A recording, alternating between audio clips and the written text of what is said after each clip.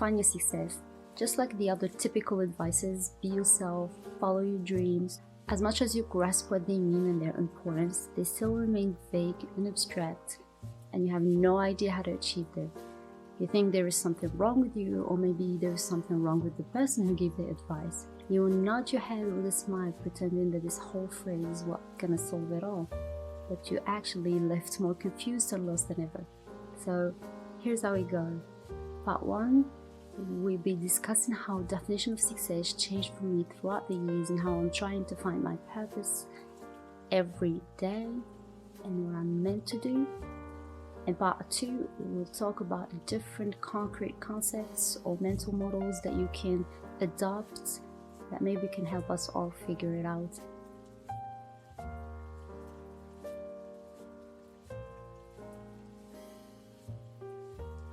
How confusing is it to look successful, to seem successful to some degree, but you aren't feeling that way? I feel I still haven't figured out what are the next steps.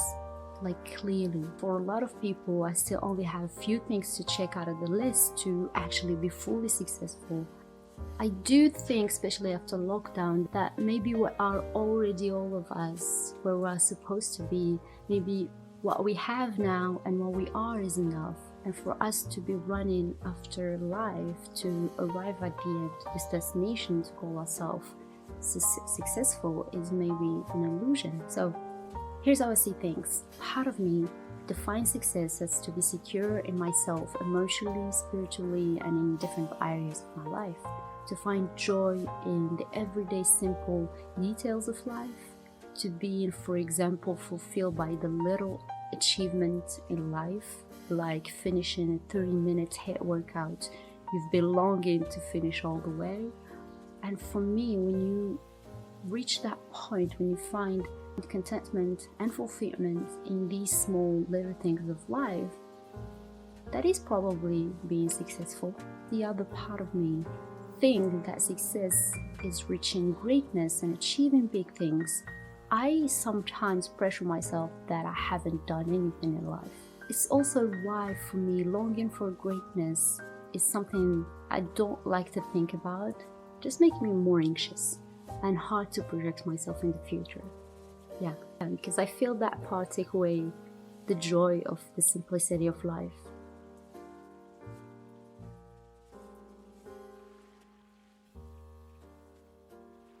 Another thing that affected a lot my projection of myself in the future is this question: how am I supposed to align my career with earning my living, a stable living, to secure my future?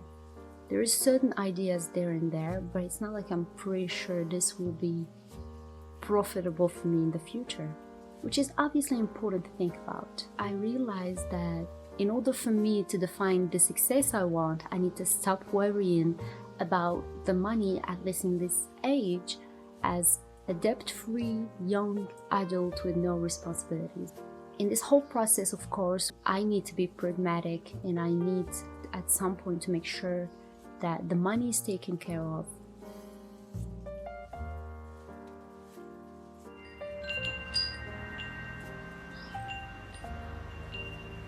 Securing my future to give back to my parents, to prove to my parents that I'll be fine even if I end up alone in this world. As supportive as they are, I still by myself feel I need to give them back, and quickly. I need to just prove that. I get impatient a lot of times. But also, in all circumstances, and this pandemic proved it, my future isn't secure. There is no safe bet in life. Life is full of uncertainty. It has proven to be fragile and nothing is certain. I grew up to know certain things, and I grew up to get to know other things that they didn't know. So it's all about finding balance between what they hope to see me and what I hope myself to be.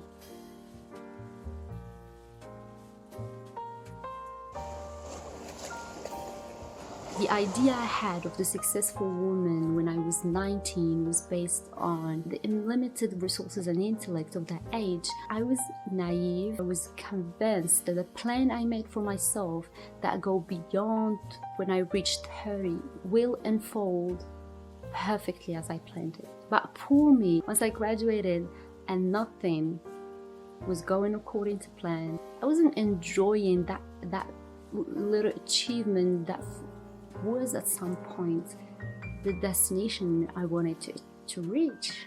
And not acknowledging that was bad, was not okay. By the end of the previous year, I let go of that burden, and I truly felt it. It was the first time I was not just saying it, but I was really feeling it. I let go of that pressure to conform to the well-defined path of the greatest individuals in my community, and how they are perceived and appreciated, and thinking that appreciation and admiration is what I should seek. It is harsh truth to admit for someone like me, but it was what is the word?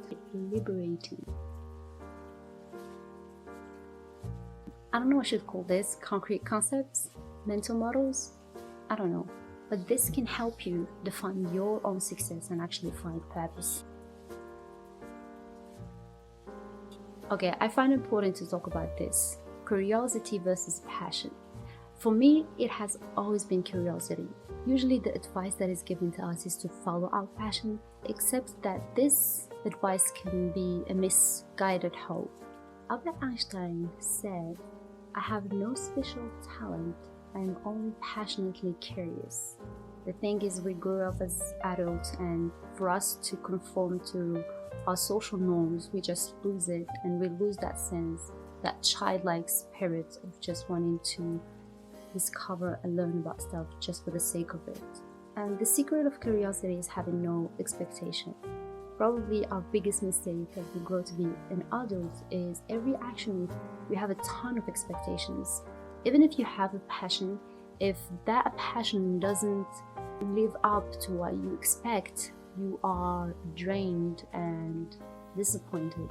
We explore things in curiosity out of knowledge, not because we're trying to benefit from them. Role models and mentors. When I graduated last year, for the first time since I was born, I was on my own.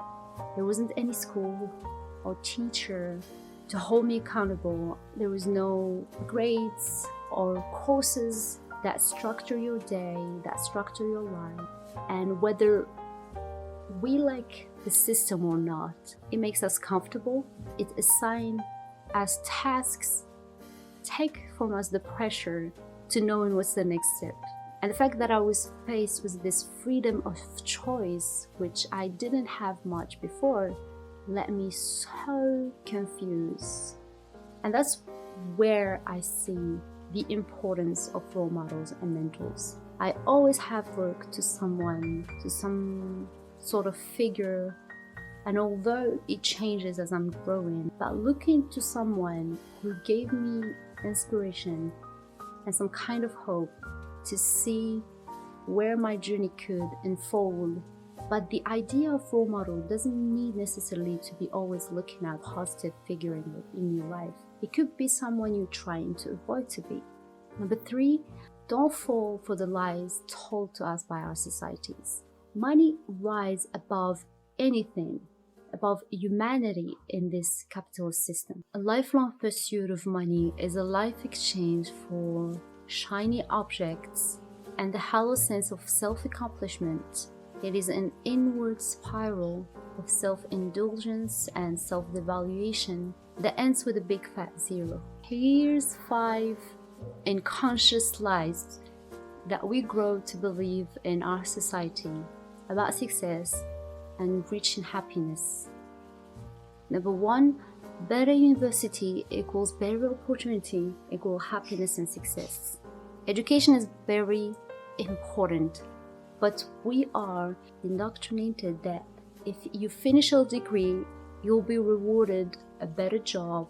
But that's hardly the truth. What's gonna make the difference in the practical, real world is your originality, your skills, and something that you had in you way before you started your training. Number 2, money don't buy happiness, or vice versa. Money does matter and it does relieve you from basic stress factors, but no means it is a guarantee for your happiness, and vice versa. Happiness is not about money, it's not about a partner, it's not about shiny things. It's about being able to recognize those moments and to enjoy them.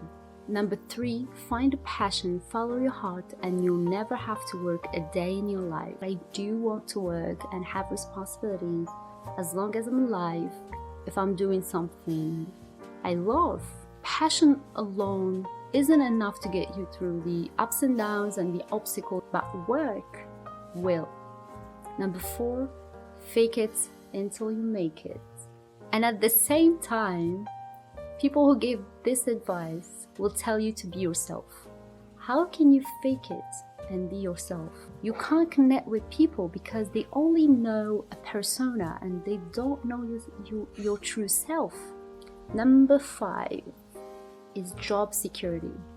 Job security is a myth. Skill security is more reliable. Master skills, because that's the one thing that's gonna make people not ignore you. You might lose your job, but you can't lose your skills. Questions. Asking the good questions. Good questions are the key for better insight. If you take time and ask yourself the right questions, you're actually taking time to better understand everything that is going on, to understand the challenges and to understand your life. Number 5, enjoy what you do. We are taught that in high school and in school in general, we should work hard so we can enjoy life later. Then we arrive at university and it's the same talk, and it's always do your best now and you're gonna enjoy life later. The thing is if you take out of your work joy, you will be doomed forever and you'll be easily miserable. When defining success and what is a good life for you, enjoyment should be a big part of it. Feedback and criticism. The idea of constructive feedback at work might not be exactly exciting. Trust me, I went to architecture school, so I know how that works. But I learned I should not take anything personally. You need feedback to improve your life, not just in work or studies. You actually need feedback in everything. Of course, receiving negative feedback can be hard. The trick is be accepting and open to take it as a chance to grow. Keep it simple. A lot of people think that Albert Einstein's greatest ability was his mathematical mind.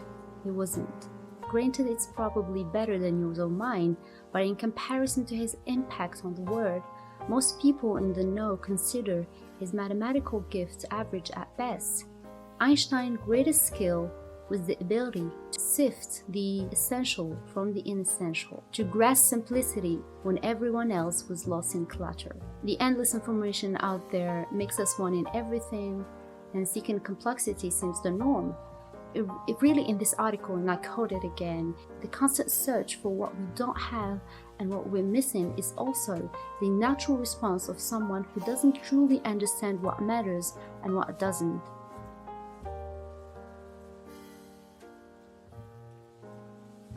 In our world today with social media, TV, and the internet, it's really hard to not get caught up in the latest success stories or trends. We are constantly bombarded with images and what success really looks like. This stuff isn't all bad. It actually could be interesting and motivating, but it can actually pull us away from our true self towards doing just what seems cool. The world will constantly attempt to define success for you. It will define success as having money, powers, cars, clothes, beauty, or fame. These images distorted our vision of what success should be. After all, it's all about playing with your rules, enjoying the process towards your success that will create the joy of living and excitement even way before you reach your destination. Wishing you all the best of luck. Bye.